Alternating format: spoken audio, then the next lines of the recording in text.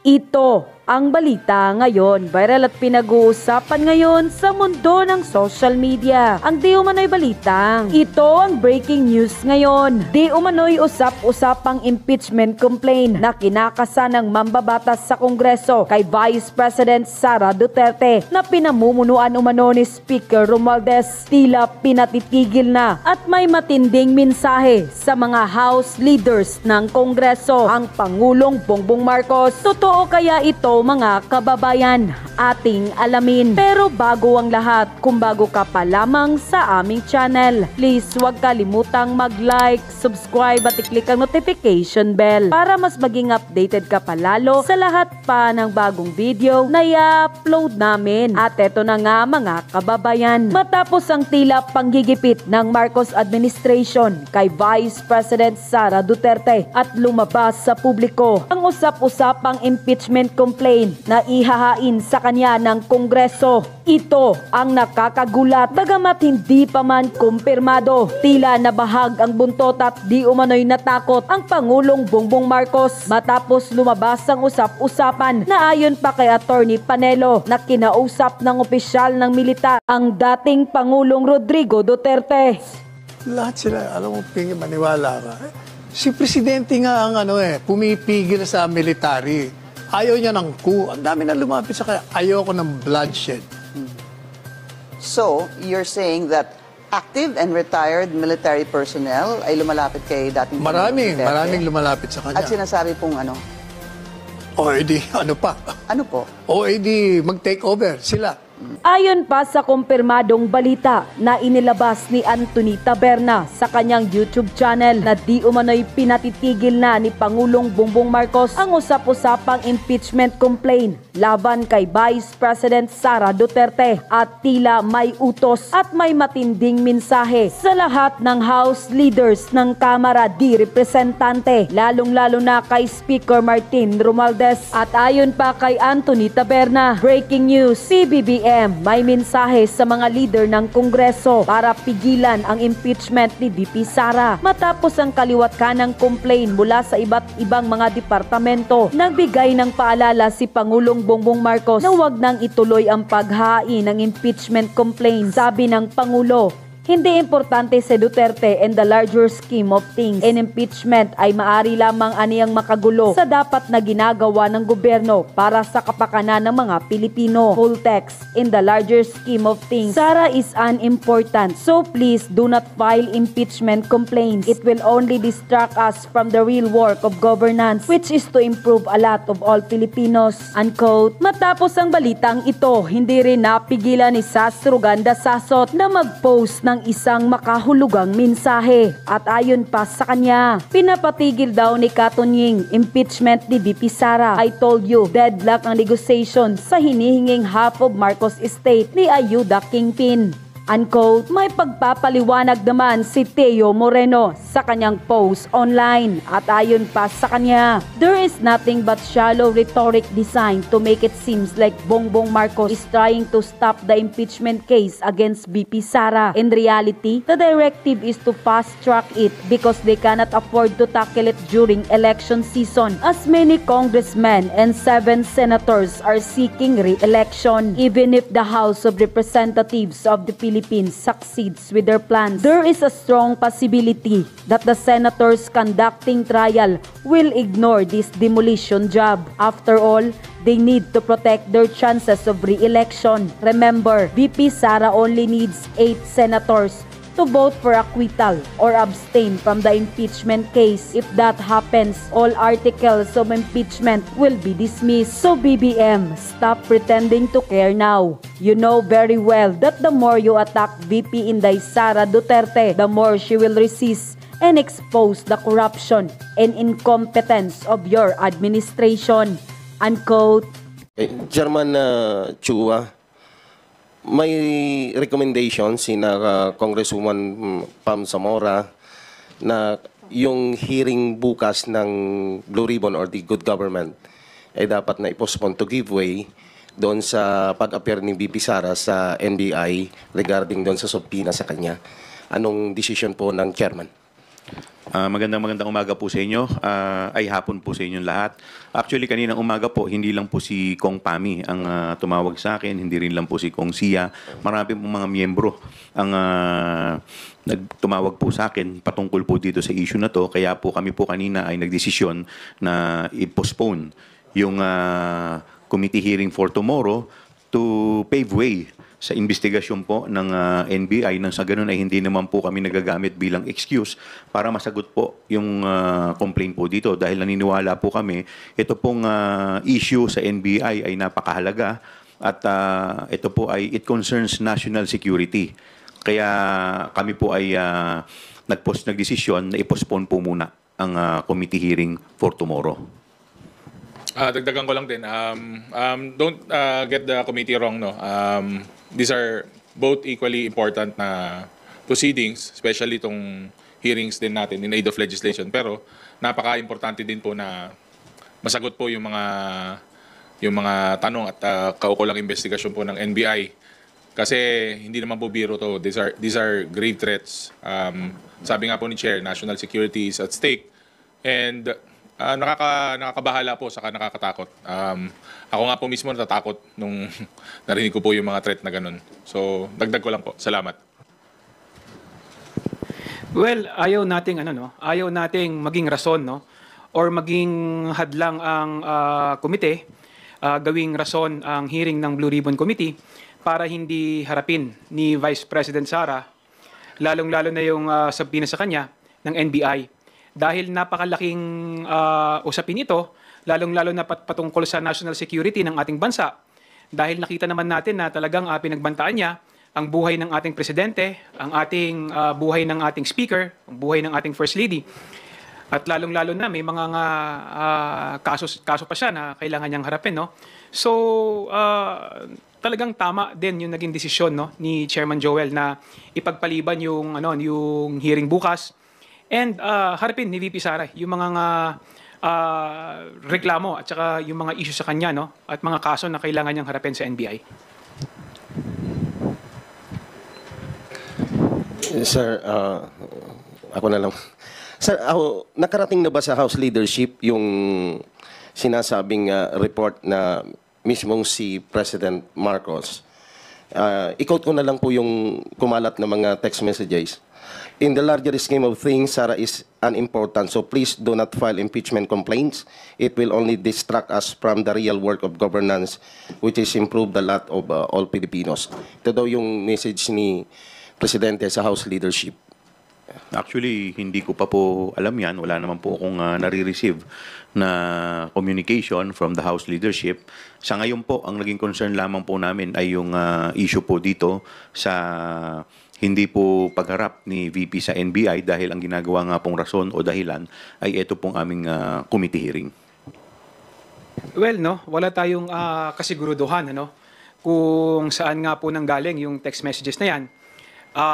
Pero kung ang pinag-uusapan impeachment, lahat naman ng tao, no, may karapatan na mag-file ng impeachment. At siguro nasa kanya-kanyang konsensya na yan, no, ng mga bawat miyembro ng Kamara kung susuporta sila sa impeachment na may magpa-file. Dahil siyempre hindi naman natin po pwede ring pigilan, no, ang mga miyembro ng Kongreso pag mayroong gustong miyembro na sumuporta sa isang impeachment complaint. Pero kami kasi sa administrasyon, hindi pa nga namin pinag-uusapan, no, patungkol sa impeachment. Dahil abalang-abala nga kami, no, lalong-lalo na dito sa aming mga gawain sa Kongreso. Talagang gusto natin malaman kung ano yung katotohanan, gusto nating malaman kung ano ba talaga yung mga nangyari patungkol siyempre sa confidential fund, no, ng Office of the Vice President at saka sa confidential fund, no, ng Department of Education. At nakikita rin natin na abala din kasi yung ating mga enforcement agencies, so, katulad ng DOJ, NBI, no, mga kapulisan sa pag-iimbestiga kung may nilabag bang batas, no, ang ating Vice Presidente, lalong-lalo na sa technical malversation, kung may nilabag ba siyang plunder, kung may nilabag ba siya sa Anti-Terrorism Act, no. So tingin namin yun ang mas importante na kailangang bigyan ng importansya yung mga reklamo na yon sa ating Vice Presidente. ngayon po ang panahon na pinakamadami pong ganyan, yung mga balibalita sa mga maririnig natin na kung ano-anong sinabi ng ganito, balita ni ganito. But as you can see in the House of Representatives, hindi naman po kami nalihis. Hindi rin po kami natamaan ng mga iba't ibang diversionary tactics. Kahit na marami pong balita sa labas, marami pong noise coming from the outside, the House of Representatives has been very consistent that we were focused on issues of legislative inquiry, issues po dito sa mga hearings natin. And we will continue to do that, no? Siguro po kailangan ma-verify din po yung mga kumakalat na information na yon. But as far as the House is concerned, as far as kasama po namin si Chairman Joel, nakafocus po kami dun sa mga iba't ibang hearings, hindi lang po sa Blue Ribbon, but also the Quadcom. So, yun lang po. Salamat. Thank you. Next question from Sandro Chona from Billionarian, then followed by Marin Enriquez from TV5.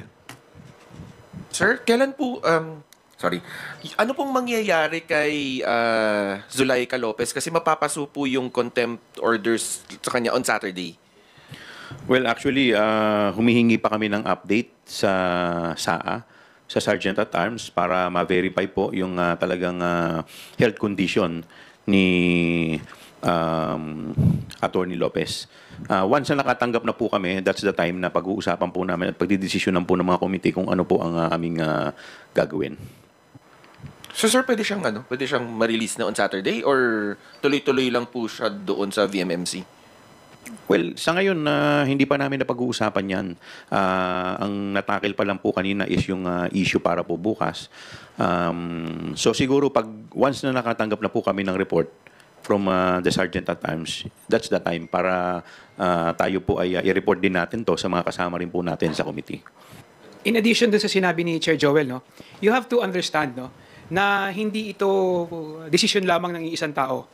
Kailangan pagdesisyonan din ito ng isang buong komite, which is the Blue Ribbon Committee. Kailangan ding makuha din natin yung recommendation galing sa Office of the Sergeant at Arms kung ano talaga yung kalagayan ni Attorney Lopez. At kailangan din makausap yung mga doktor niya para malaman din kung ano ba talaga yung totoong medical condition niya. So it is just right, no, na naging cautious din si Chairman Joel Chua dahil gusto rin ng komite na masiguro na nasa maayos at magandang kalagayan si Attorney Lopez bago siguro siya uling humarap sa komite ng Blue Ribbon. Thank you, Sandro. Marian? Natanong na ba? Natanong na ba kung kailan po i-schedule itong ating good government hearing? Sa ngayon, wala pa. Chine-check pa namin yung schedule.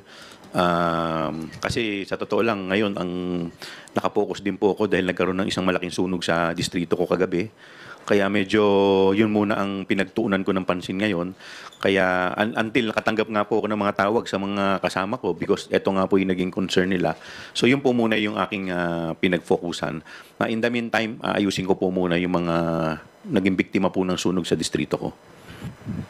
Sir, I understand that you said po na hindi pa napag-uusapan yung tungkol sa impeachment, pero meron pong statement si VP Sara Duterte recently, and sinabi po niya, if you would like to comment on this, sabi po niya, if I get impeached, that's my end. Gumastos at magwaldas ng pera ng gobyerno para impeach ang Vice President, para pagtakpan ang kakulangan at pagsisunungaling ng ating administrasyon, pagtakpan na yung mga pangako ay napako at babanatan nila ako. They can try and then let's see. Well, it's another diversionary tactics ng ating Vice Presidente, no? Para iiwas na naman ang usapin tungkol dun sa nangyari, no, sa pondo ng Office of the Vice President at saka sa confidential fund ng Department of Education. Ang pakiusap ko lang, sana mag-concentrate tayo doon sa kung ano ba talaga yung tunay na usapin. Ang tunay na usapin dito is may nawawalang pera ng ating gobyerno. Hindi naging tama yung paggastos, nagkaroon ng kapabayaan sa pag-handle, no, ng confidential fund ng Office of the Vice President at saka ng Department of Education, at kailangan may managot dito. Doon tayo mag-concentrate kasi alam naman natin na itong mga ibang issue na ito na kanilang sinasabi at kanilang inilalabas is diversionary tactics lang ito sa pag-iwas sa responsibilidad ng ating Vice Presidente. Napakasimple lang naman ito. We want transparency, we want accountability, at kung sino may kasalanan, siya ang dapat managot. Unang-una, yung primary purpose po ng investigasyon din po natin, on top of that, ay in aid of legislation. By next week, magpa-file po kami ng mga House Bill na naging produkto po nito pong investigasyon.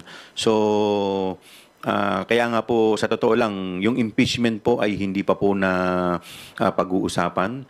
At kung ano pa po, dahil sa totoo lang, nakapokus pa po kami dito po sa mga iba po pong usapin. Opinion niya yun. At kami naman po dito, yung katotohanan at pagtuloy po ng hearings ang aming tinitignan dahil yun po ay utang namin sa taong bayan. So we will stick with that and we will still continue po kung anong trabaho na ginagawa namin dito sa House of Representatives. Sir, she also made another statement po regarding naman po doon sa planong pag-file ng violation nga po on anti-terrorism law. Ang sabi po niya, sinusubukan daw po nila to reach yung aking properties, yung assets niya, yung violation nga raw po nito ay ginawa nila kay Kong Arnie Teves. They are doing the Arnie Teves playbook. Your comments. Well, again, no, this is another, a statement of the Vice President na sana pag-isipan niya mabuti, no? Dahil iniisip niya, there is a grand scheme na pinagtutulungan siya. Pero actually, ito yung resulta ng kanyang mga pinagagagawa, no, at pinagsasabi. Although sa nakikita ko, no, ito personal na opinion ko, nakita naman natin yung batas na ipinasa nila sa terrorism, no? At talagang nakita naman natin na meron siyang violate doon. Pero kailangan nating hayaan, no, na ang Department of Justice, ang NBI, at ang ating mga law enforcement unit na mag-imbestiga kung talagang may nilabag ang ating Vice Presidente. At kung nakita nila na may nilabag, nararapat lamang na filean talaga siya ng kaso. Kasi may nilabag siyang batas, kailangan siyang pananagutin. Dagdagan ko lang si Kong Jay, no? Hindi ito playbook ng ibang tao.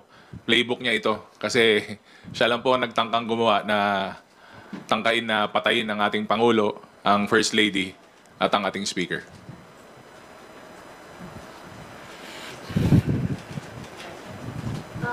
Sir, kasi thank you so much. Pero regarding lang po ulit doon sa impeachment complaint, you mentioned po before, I think a month ago, Chair Chua, na may nakikita kayong grounds kay VP Sara nga po sa hindi pag-explika na nga itong mga confidential funds. I think you mentioned about graft and corruption and betrayal of public trust. Do you still hold this same sentiment pa rin ba? Kasi natanong po sa akin yan sa isang interview kung may ground. So, base po sa aming investigasyon, maliwanag naman po yung ground. Ang tanong lang naman po dyan kung ito po ay itutuloy. Tutuloy po ba, sir? Sa ngayon, wala pa nga po na pag-uusapan, kagaya po ng binanggit ko. Kaya nga nagugulat po kami kung saan po nanggagaling yung mga ganyang salita. Dahil unang-una, siyempre, alam naman po natin yung sitwasyon ngayon. By next year, election na. So, lahat busy. So, kaya hindi ko po masagot kung totoong magkakaroon ng impeachment dahil by February, start na po ng national campaign. By March, start na po ng local campaign. So, yun po ang hindi ko po masagot. Ano po ba ang parang marching order po ni Speaker or ni PBBM? Wala naman po sa amin binabanggit pa as of now. Kaya nga po, sinasabi ko po, ito po ay pag-uusapan pa ng mga miyembro kung ano ang magiging laman ng aming committee report. But definitely, magiging laman po niyan ay yung mga batas na amin pong napag-usapan na siguro kailangan maging priority bill po para po maiwasan na po yung mga ganitong klaseng problema in the future. Thank you. Joy Cantos from Filipino Star, you're recognized. Good afternoon po, sir. Sir, between the President and the Vice President, do you think it could lead to political crisis? Bumabagsak. Maganda na po yung economy natin. Nagkakaroon na naman po ngayon ng downfall sa investment sa stock market dahil po dyan sa issue na yan. Yung rift siguro, hindi ko alam kung proper word yung rift. Pero definitely, iba naman po yung nag-aaway sa inaaway. So, ang pananaw ko po dito kasi inaaway nila yung Pangulo eh. So, kitang-kita naman po, it's very obvious na sisi dito, sisi dyan. Pero at the end of the day, we all should be accountable for our actions. And as we all know the President, alam naman po natin yung Pangulo, talagang kung pwedeng magtrabaho na lang siya, magtatrabaho na lang po siya para sa ikagaganda ng bansa. Pero syempre, he won't take this sitting down. Dinet-threat ka po. So, kahit sino po sigurong mamamayan, ganun din po ang response sa nangyari. But again, I think that the President is working and he feels na he should be above itong mga nangyayari ngayon. But tao lang po siya. So, kailangan niya pong magtrabaho para nga po, yun nga, masolusyonan pa rin. At kung magkaroon man kung parang ang tingin ng tao ay political crisis, naka-back up po, saka steady po yung foundation natin, especially po sa ating economic sector. Alam po ninyo, ako sa totoo lang nalulungkot po ako dahil nung ako po'y nagsimula dito sa Kongreso, ako po'y hindi kabilang sa kanilang partido. Hindi po ako kasama sa unit team. Kaya lang po, ako po bilang isang mambabatas, ako po kasi naniniwala na lahat po tayo, people have spoken, nagsalita na po ang tao nung eleksyon. Dapat po lahat kami, we should rally behind the President. Why? Because kung ang presidente po ay naging matagumpay, ang bansa po natin na makikinabang and it will redound to the benefit of the people. Pero kung ang presidente po ay hindi naging matagumpay, ang kawawa rin po ang bansa natin. Nagsimula lang naman lahat ng kaguluhan na ito noong mangarap ang ating vice presidente na maging presidente ng maaga. Nung mangarap ang former president na paupuin yung kanyang anak na maging presidente kaagad. Doon naman nagsimula lahat ng ito. Nakita naman natin ng ating presidente, si Presidente BBM, napakamahinahon na leader, napakamahinahon na tao dahil yan yung kanyang personalidad. Hindi pumapatol sa kahit anumang usapin na tingin niya makakasakit no, sa ekonomiya ng ating bansa. Nakita naman natin ang pagtatrabaho ng ating presidente kasama ng ating speaker. Wala silang ibang gustong mangyari kundi umangat no, ang kabuhayan ng ating mamamayan.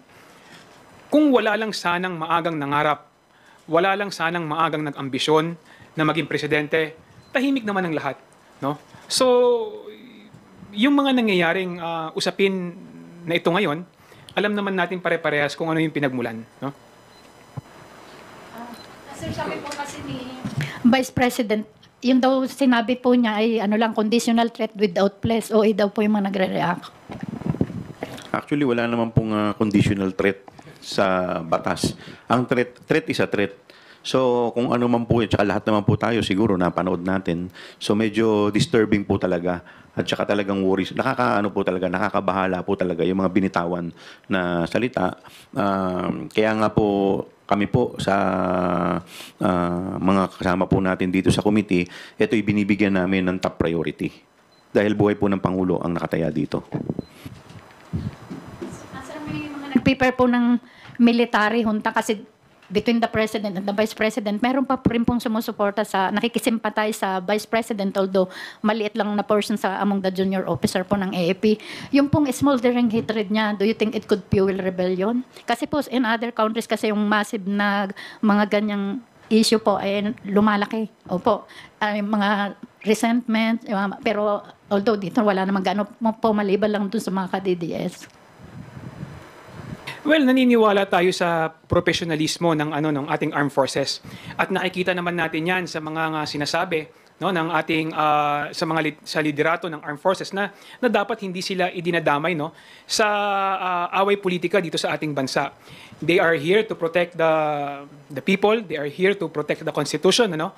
At sana i-spare na lang natin sila sa mga ganitong klaseng usapin at wag na lang natin silang idamay no katulad ng mga binitawang salita ng ating former president na talagang alam natin na mali at hindi katanggap-tanggap at nakakapagbigay ng ng dibisyon no sa ating bansa. So nagpapasalamat ako sa leadership ng military sa kanilang professionalismo. At talagang sana ipagpatuloy nila yung pagtatanggol sa konstitusyon at pagtatanggol sa ating mamamayan.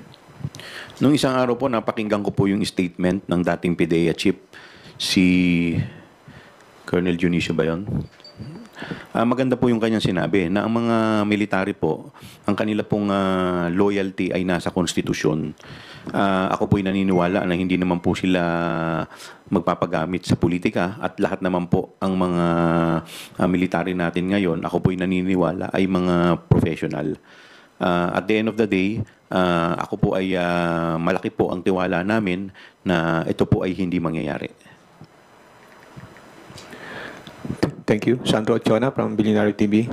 Sir, follow-up lang ako. Sir, ano pong thoughts ninyo as lawmakers na merong civil society, merong civil groups who would want to file impeachment complaint versus VP Sara? Kagaya po ng kaninang binanggit ni Congressman Jay Kung Hoon, na lahat naman talaga ay karapatan ito eh. At the end of the day, siyempre, lahat ang mga opinion ng bawat isa, bawat sektor, dapat respetuhin po natin. Again,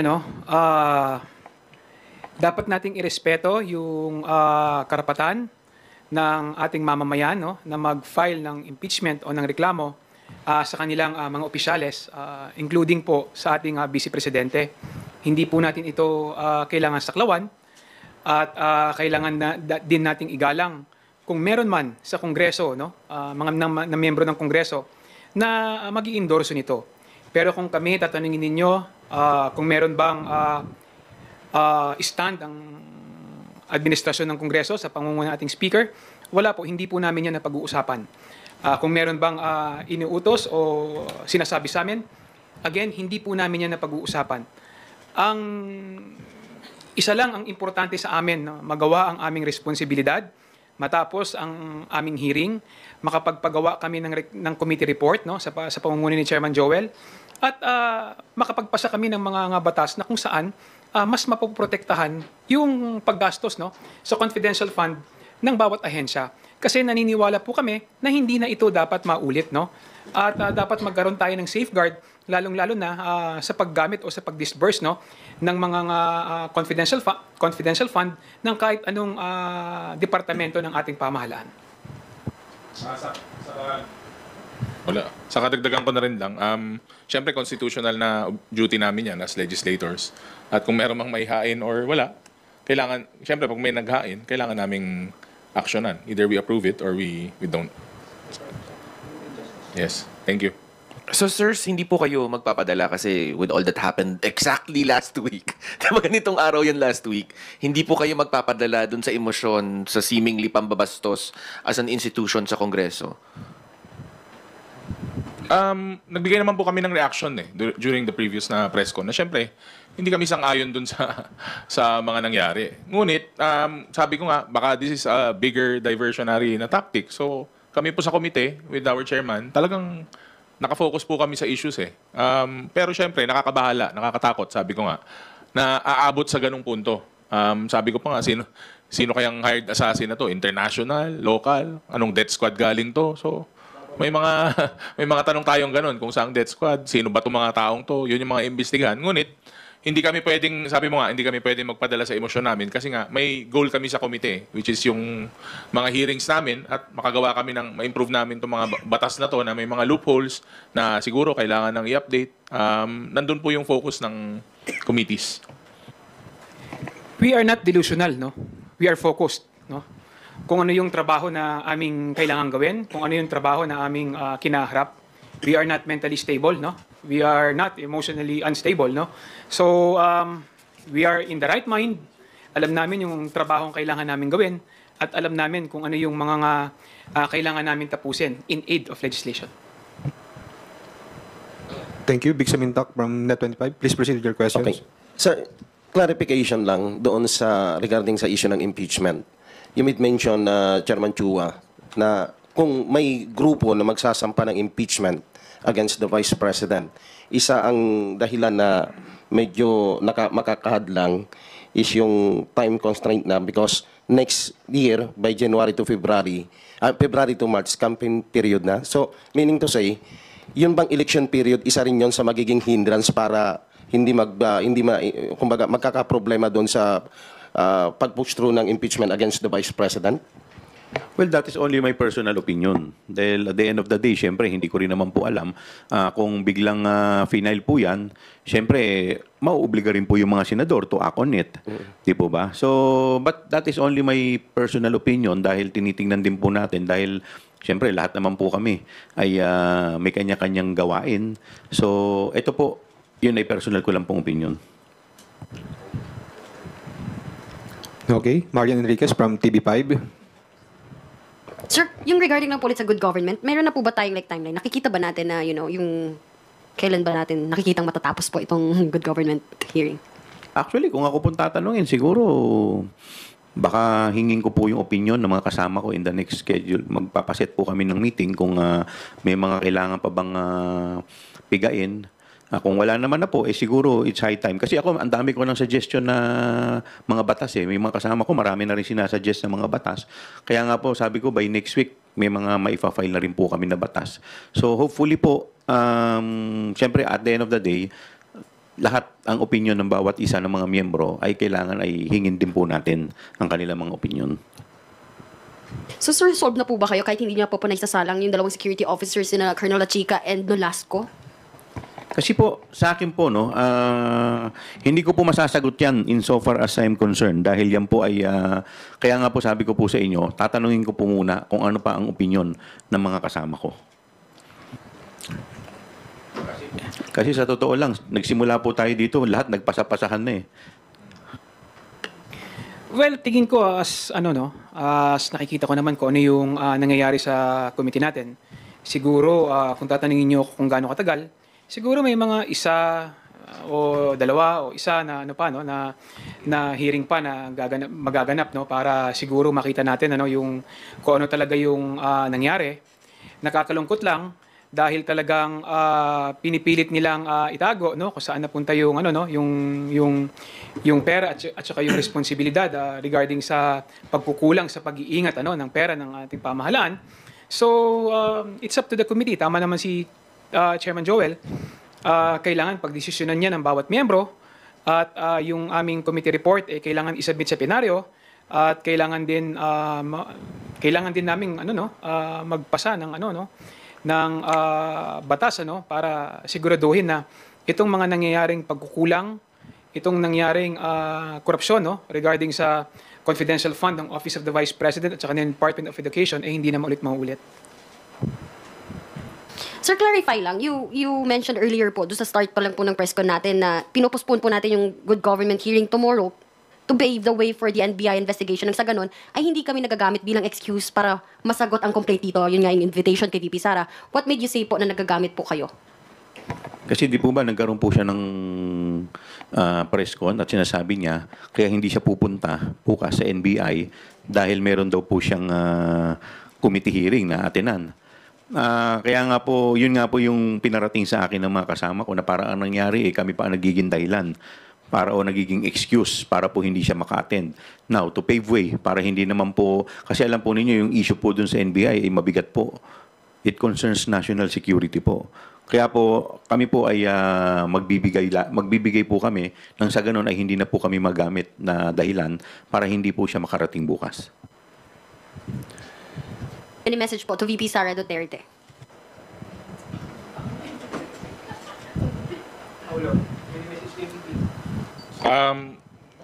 Hindi naman po, wala na pong committee hearing po. So, I guess, hindi na niya kailangan dumating. At siyempre po, at least, hindi na magagamit yung committee na palusot dahil alam po namin na mas mabigat po yung kailangan harapin sa NBI. So, ingat po. Sir, ano ba? Yung sabihin ko yun naman.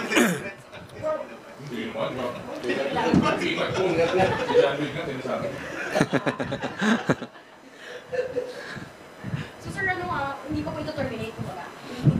Ito-terminate. At yun na nga mga kababayan, ano na ang masasabi mo?